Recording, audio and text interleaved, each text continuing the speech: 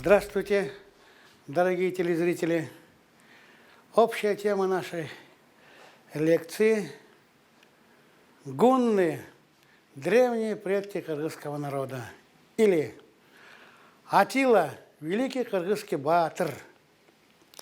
Тема сегодняшней лекции – кыргызские дастаны, то есть кыргызские сказания.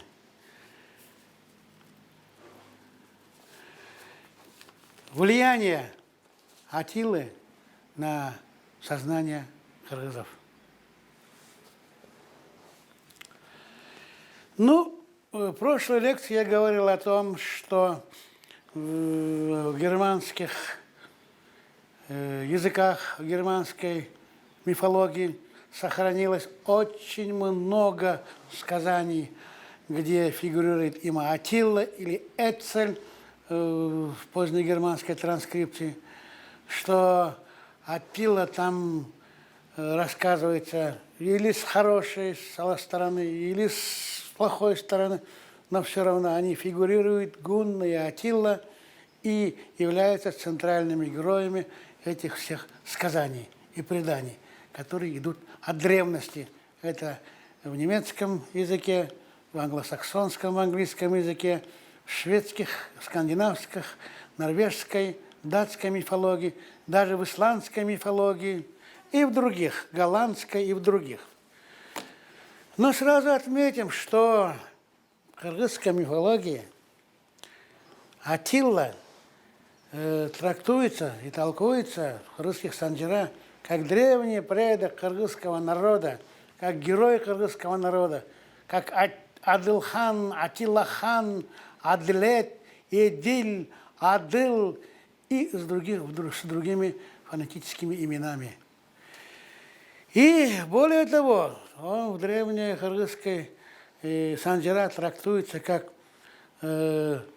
герой, тело которого, когда он погиб, перевозят на его историческую родину и хоронят на побережье Иссык-Кулю в одном из ущелий. И даже высказывается мнение серьезных историков. Осмонов, историк, пишет о том, что в преданиях высказывается гипотеза о том, что по завещанию Атиллы его прах похоронен в Иссык-Кульской котловине в ущелье Джууку, где он родился. То есть нигде больше не говорится ни в каких преданиях, что тело усопшего героя, погибшего героя хранится и похоронено там-то. Кыргызские санджира, известные санджирачылар, которые занимаются этими древними преданиями, сказаниями, в их записях это такие, как Усейн Аджи, Абдул-Азиз Абдуль-Карим, Талып Молдо, Сапарбек Закиров и многие другие, говорится о том, что Атилла есть древний предок кыргызского народа, что он из кыргызов, и что его имя должно ассоциироваться с кыргызами. Сапарбек Ниязов, Кыргызстан Джирасы, страница 66 на кыргызском языке, я сразу дам перевод.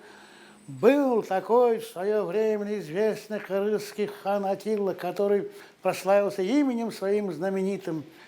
Он не спал ночами и днями тоже, был на коне и решал все вопросы быстро, решительно и скоро. И решал все вопросы на острием своего меча. Завоевал он Монголию, завоевал Иран, завоевал Балкан, перешел на Европу. И при нем кыргызы и кыпчаки породнились, и, то есть они являются, у них один ата, один отец. Но кроме того, Атилла, что он был еще великим завоевателем, который завоевал для кыргызов большие земли, кроме того, он был еще большим мудрецом. Он сказал такие мудрые вещи, что когда у народа герой один, а правителей много, народ портится. А когда у народа героев много, а правитель один, народ только, улучшается, народ только благоденствует. И вот такие вот санджира имеются в кыргызских преданиях. Или, например, другой санджираче, такой известный мудрец, как Усой Наджи, он тоже пишет об Атиле, пишет о том, что Атилла и руководил он ими уннами, и унны были в Европе, и в Европе они покорили много земель, и в Европе они благоденствовали, но в 630 году они все-таки вернулись назад и расселились на современных землях, где сегодня и живут. Интересно, в этой связи пишет известный кыргызский историк Табылды Акеров. Он пишет о том, что Атилла похоронен на землях племени Будун-Дулу. Вот зачитаю его полностью, его высказывание. У кыргызов бытует легенда об Атиле Тengirtovском. В ней сохранены фрагменты этнических отношений кыргызов, гуннов и динлинов. В народном кюе Шудункуте рассказывается о кыргызском хане Абдилахане, который завоевал всю Европу, и когда он умирал в своем предсмертном слове богатырю из племени Тулек, Кара Тулеку, в монасе сподвижник монаса сказал, что наши исконные земли – город Тенгиртово. Когда я умру, похороните мое тело там. Тенгиртово находится на недосягаемом расстоянии. Чтобы преодолеть его, Кара Тулек, Телединлин, запряг Шудункута, быстроногий бык, кыргызы использовали его для вьючных целей. И на нем с помощью сподвижников доставил тело своего хана к месту назначения, похоронил по обычаю предков на берегу озера Иссыкуль, фактически на землях племени Он-Ок-Будун-Дулу.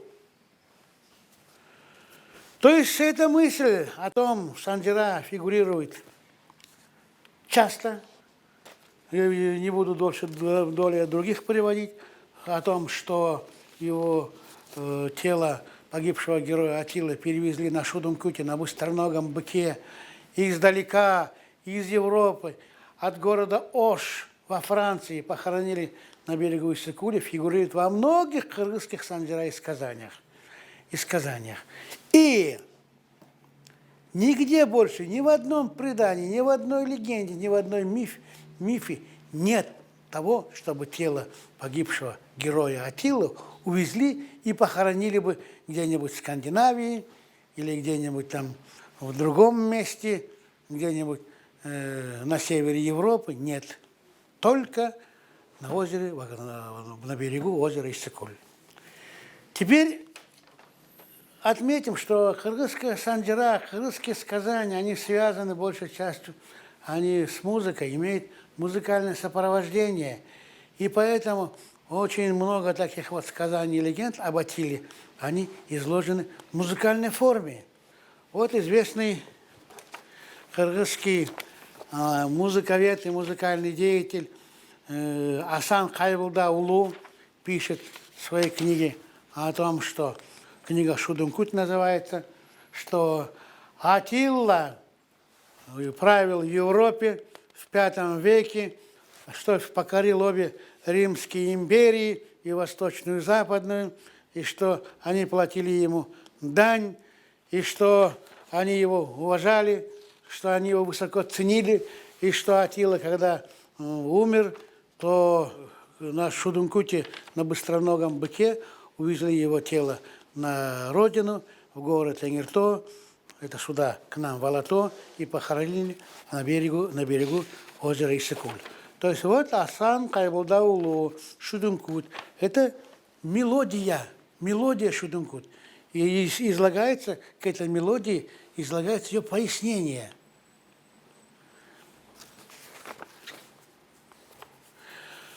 Кроме того, я лично знал, лично беседовал, лично знавал и в документальном фильме «Аттила», «О чем молчит Аттила», он у меня говорил и пел эту песню, Нурак Абдрахманов.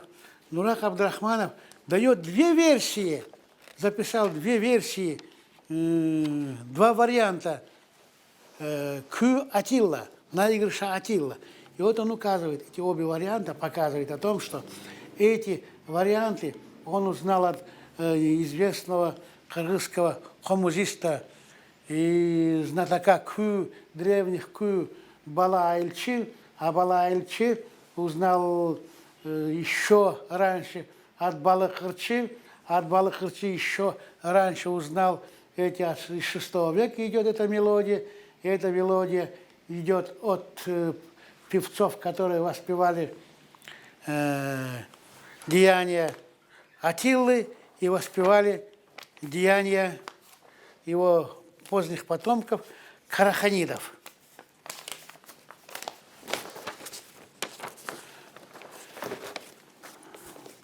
То есть,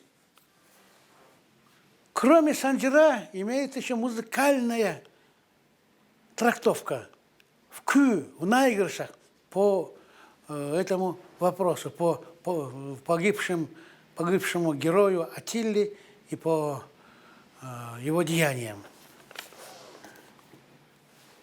К сожалению, Нурак Абдрахманов рано ушел из жизни, и я высказываю глубочайшее сожаление об этом.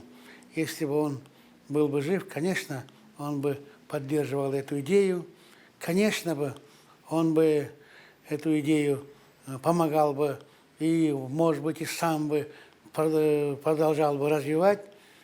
Но то, что он сделал для этого, это уже величайшее. Ему спасибо, Нураку Абдрахманову, за те два из древности, которые он до нас донес, записал, передал и рассказал, и дал ей пояснение. Кроме того, интересная вещь. Совсем недавно, некая кыргызская молодая исследовательница Умиталиева Баилиева защитила диссертацию на тему этногенез кыргызов в аспекте музыковедения. И здесь предложила в своей монографии, рассказала интересные вещи. Оказывается, кыргызская диактоника, европейская диактоника, а точнее германская диактоника, имеют общие генетические связи и выросли из одного первоисточника. И значит, сами кыргызы-европейцы имеют общее происхождение. Конечно, это очень удивительно, которую она приводит. Но суть в том, что музыка, которая излагается излагается в кыргызских наигрышах, ее строение, ее лад, ее ритмика, ее чередование этих тактов, эта музыка полностью, оказывается, совпадает с таковыми строением, с ладом и с тактой европейских, а точнее немецких авторов и немецких народов, германских народов. Очень интересно это. То есть полностью подтверждает ту идею, которую мы здесь развиваем, о том, что когда-то вместе наши предки кыргызов гунны и предки немцев готы были вместе около 200 лет. 200 лет вместе воевали, вместе жили, то есть против общего врага. И вместе вели хозяйственные свои экономические связи, всякие другие культурные отношения. Совсем недавно, где-то в историческом разрезе 10 лет, это совсем недавно, где-то около 10 лет назад появилась книга, которая называется «Генеалогические исследования кыргызов». Авторы академик Айдаралиев, Худайбергенова, Чотоев, Акеров, Вудвар, Гомес и другие. Эта книга была в интернете, и я ее взял в интернетовском варианте. И эта книга очень интересна тем, что вот два последних человека, Вудвард и Гомес, представляют фонд Соренсона, который занимается генетическим исследованием азиатских народов. И вот он, фонд этот Соренсона, провел здесь анализ вместе с названными учеными. Там описано, что они обследовали 600 кыргызов на предмет их выявления их строения ДНК. И выявилось, что из этих 600 кыргызов, которые выявили с разных мест Кыргызстана, их взяли, чтобы не было, чтобы было более адекватный результат исследования. И выявилось, что от 20 до 40% у каждого кыргыза есть европейский, возможно, германский ДНК. И в беседе со мной академик Айдарлиев показал мне сертификат, который он получил сам, что у него имеется 38 германских, то есть, извиняюсь, европейских ДНК. То есть, возможно, Европа тогда большей частью состояла из германцев, возможно, это, конечно, германский готский ДНК.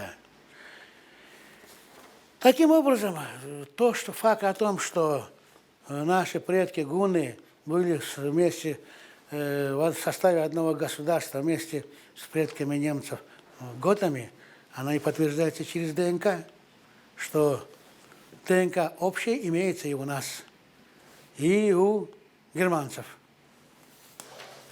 Кроме того, интересный факт выявился, недавно было, лет 5 назад появилась книга о социологическом исследовании кыргызского самосознания. Один из авторов этой книги, вернее, руководитель этого социологического исследования, известный профессор, доктор наук Леонид Курманов. И вот там интересные данные приводятся. При социологическом обследовании кыргызов и южные кыргызы дали ответ на вопрос, кого вы считаете своими предками? И им предложили несколько вариантов. Сакки, гунны, усунни, там, монголы и другие. И 22% южных кыргызов отметили, что древними предками кыргызов мы считаем гуннов. В то время как только 18% северных кыргызов дали ответ, что предками кыргызов мы считаем гуннов. Ну, здесь есть объяснение. Видимо, это связано с тем, что южные кыргызы, у них больше представительства ичкиликов и кыпчаков, кыпчакских племен, а кыпчаки были в первых рядах гунского движения и двигались на запад, и выставляли полносоставный Тумен, во всех боях участвовали. И, видимо, кыпчаки как раз, вот и у них появилось это этногенетическое сознание, этногенетическая память, и они дали больший результат, нежели северные кыргызы. Но, кроме того, мы должны обязательно затронуть вопрос о артефактной стороне явления, о тех предметах, которые выставлены сегодня в гунских музеях Европы и в Кыргызском нашем музее историческом. Так вот, в Европе имеется 2 конкретных музея, которые исследуют историю гуннов. Историю гуннов. Один музей находится в 20 примерно километрах от Кёльна, в местечке Райланд-Пфальц. И, кстати, вот автор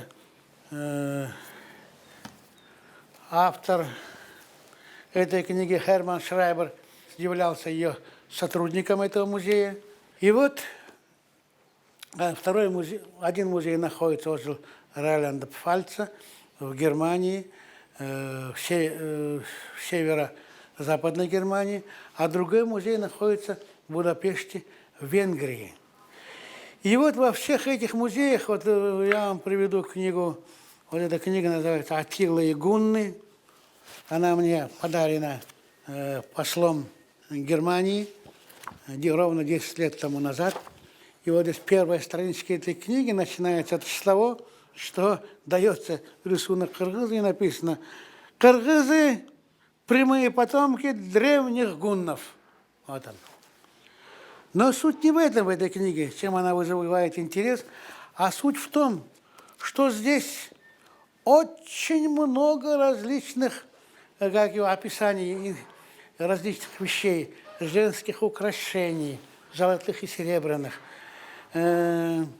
мужских предметов, оружия, мужских ремней, застежек, золотых пряжек, одеваемых наверх панциря, железных шлемов, различных домашних предметов домашней утвари, типа котлов, казанов, кумганов и такие, все, которые там выставлены, они все полностью идентичны тем предметам, которые выставлены здесь в нашем музее в Кыргызском. То есть один к одному. Это что говорит? Что именно кыргызы были тогда в Европе. Кроме того, как-то я в одной из предыдущих лекций говорил о том, что на знатных людей, ханов, вождей племен, когда при их захоронении им для них делали маски и покрывали масками их лицо. И вот такая маска, одни из них пока есть, они выставлены в музее, одна выставлена там, в Германии, она называется «Посмертная золотая маска» из Бома, ущелья Бома. Ущелье Бома, оказывается, находится в Венгрии. Другая золотая маска выставлена здесь, у нас в Кыргызстане, тоже гунская золотая маска, она из местечка Шамши, точно идентичная той, которая выставлена там, в Германии. Кстати, насколько мне известно, лет 10 назад представители немецкого музея приезжали и сняли копию с нашей маски. Именно копию сделали, увезли к себе, чтобы там тоже ее показывать, с нашей золотой маски. Ну, об этом мы говорим, об артефактах. Эти артефакты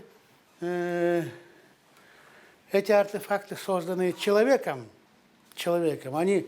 Их можно воззреть, зреть, лицезреть. Они находятся, еще раз повторю, они находятся и в нашем музее в Кыргызском.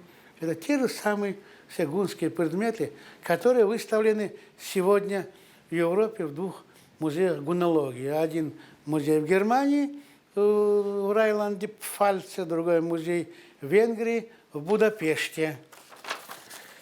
Но кроме того, есть еще артефакты, которые не являются такими, чтобы вот на месте созданы, они являются как бы подвижными артефактами. Например, общеизвестно, что бозо – это кыргызский национальный напиток. Любой другой народ, как мы знаем, любая нация бозо не делает.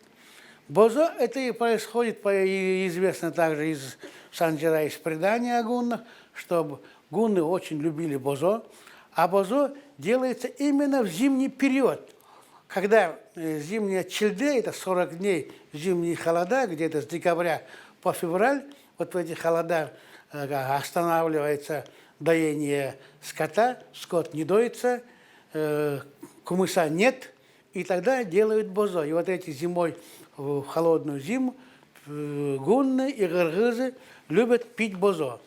Более того, если вы читали книгу «Среди гор» Тугельбая Сетахбекова, там есть четкое изложение, как пьют бозо кыргызы. Оно полностью совпадает с теми вещами, которые были, с теми явлениями, которые были в гунском обществе, как пили бозо там. То есть для питья бозо существуют специальные обряды. То есть старики отдельно, старухи отдельно, молодые джигиты отдельно, девушки отдельно, что для питья бозо избирается какой-то, как называемый эркебала, который руководит этим питьем. Кому как наливать, какие шутки говорить, какие песни петь. То есть очень интересные обряды есть у кыргызов. Называется бозо-джуро, как пить бозо. И оно прекрасно описано в романе Тугельбая Сетахбекова «То арасында» или «Среди гор». Так вот, это бозо было киргизским напитком, мы знаем, и остается кыргызским напитком, но бозо было еще и гунским напитком. Гунны любили бозо, и там, где прошли гунны, бозо осталось, потому что зимой вот эти зимы, лютые холода, когда нет кумыса, кочевники пили бозо. Доказательства, вот доказательства. Жерар де Нерваль, это друг и приятель Александра Дюма, автора «Трех мушкетеров». Вот он поехал отдыхать в турпоездку, можно сказать, в Турцию. И говорит о том, что вот я был в Турции, и вот перед нами один из тех томов, где, пренебрегая запретом, и неверный возбуждает себя вином, бузой, пивом и гашишом. Жерар де Нерваль. Или Константин Паустовский, «Далекие годы беспокойной юности». Это классика русской советской литературы прошлого века. Ну, она остался классиком и сейчас. И Константин Паустовский пишет в своей книге: «Каждый вечер, возвращаясь с завода, он приносил с собой бутылку мутной екатеринославской бузы, хмельного напитка, из пшена, выпивал ее, валился, не раздеваясь на рваный тюфяк на полу, и засыпал мертвым сном до первого утреннего гудка». Это Южная Россия, там прошли гунны. Или Западная Украина, где тоже прошли гунны. Владимир Беляев «Старая крепость» – это тоже классик литературы советской, но советской детской литературы. Вот он пишет: «Я ничего не выдумываю», – закричал он. «Буза – это питье такое, здешнее, из проста, кислое и белое. Во всех будочках продается. Я уже пробовал. А если вы не знаете, так я не виноват. Вот, продается в будочках». Это начало 20 века, как и у Константина Паустовского. Теперь, прямые потомки готов, англосаксы, вот в словаре пишется, англо-русский словарь, бузе или буз, ичевалу, масполу, это первое значение, второе ичкелик, вот она, из англосаксонского языка, из английского взято. Это потомки готов. И здесь интересно еще некоторые факты привести. Сейчас много есть таких вот разных мнений, что гунны и Аттила – это предки славян русских, что Аттила якобы великий киевский князь, но той цитатой, которую приводил замечательный русский историк Карамзин о том, что Аттила пришел и спас, пришел с востока и спас, Баламбер спасли русских от вестготского нашествия, это говорит о том, что гунны пришли с востока. Или венгры пытаются всячески, вот Аттила, мол, и гунны – это мы, это прямые наши предки, но Джон Мэн, замечательный гуннолог и исследователь истории гуннов, пишет: возросла популярность Аттилы в Венгрии и широко распространенное убеждение, будто гунны являются истинными предками венгров. Хотя всем хорошо известно, что их настоящие предки пришли с Урала спустя 400 лет. Хорошо. Мэна подтверждает словарь, энциклопедический словарь. Венгры.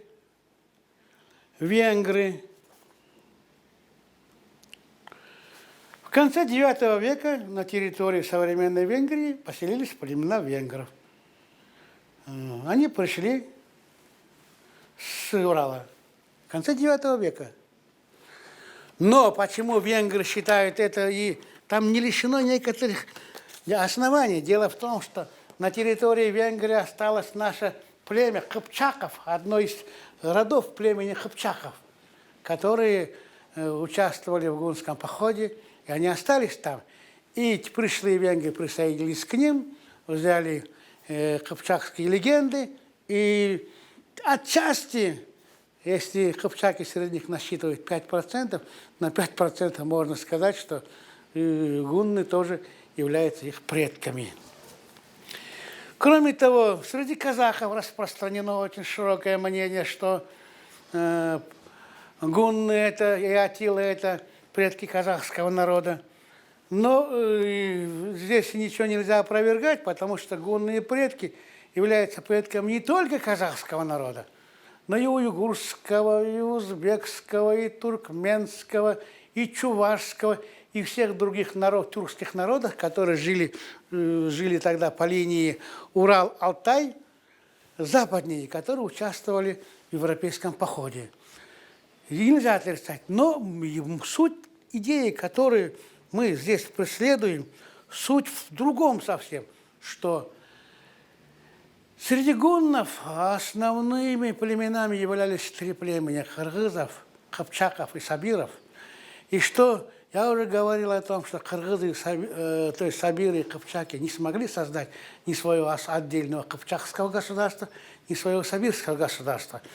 А следовательно, отдельное гунское, кыргызское государство было создано только кыргызами, и поэтому создано, как в начале я своей лекции говорил, 7 государств.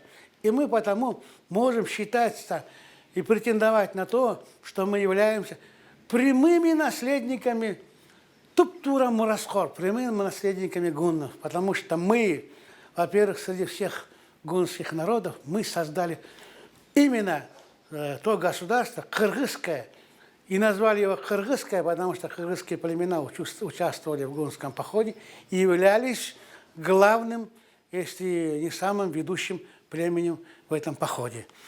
И кыргызский народ в своей древней истории внес огромный вклад в становление этого гунского похода, гунского движения, крушения рабовладельческой Римской империи, в сущности, крушения рабовладельческого строя в Европе. И что мы, кыргызы, можем считаться прямыми наследниками гуннов, его, как говорится, младшим сыном гуннов, поскольку мы сделали 3 вещи. Первое. Мы сохранили джурт, ата-джурт. Мы вышли с Алтая, Шестигорья, и опять поселились на Алато, это древнее старое название, Шестигорье, Алтытау, мы здесь поселились. То есть мы в сущности сохранили наш джурт. Второе. Мы сохранили наше имя кыргыз, которое понесли 2200 лет назад оттуда, от стен Великой Китайской стены, и понесли ее в Европу, и через Европу вернулись сюда. Имя свое мы сохранили в целости, незапятнанным и чистым. И третье, мы сохранили наш кыргызский язык, который более приближен к гунскому языку, поскольку он меньше подвергся адаптации со стороны соседних языков. И мы сохранили язык. То есть мы сохранили первое родину, мы сохранили доброе отцовское имя, и третье, мы сохранили наш родной язык кыргызский. И поэтому я думаю, что вот я в конце книги Кыргыз Атилла хан гунов пишу о том, что поэтому было бы очень целесообразно, как известно, родителей не выбирает, их почитает и уважает, а наше сегодняшнее уважение к нашим родителям гуннам должно проявиться, во-первых, в их официальном, на государственном уровне признании нашими прародителями, предками, во-вторых, в открытии в Кыргызстане музея гуннологии, и в-третьих, в установлении памятника Атилле, Атиллахану Адильбатыру в Кыргызстане. Спасибо за внимание. Всего хорошего.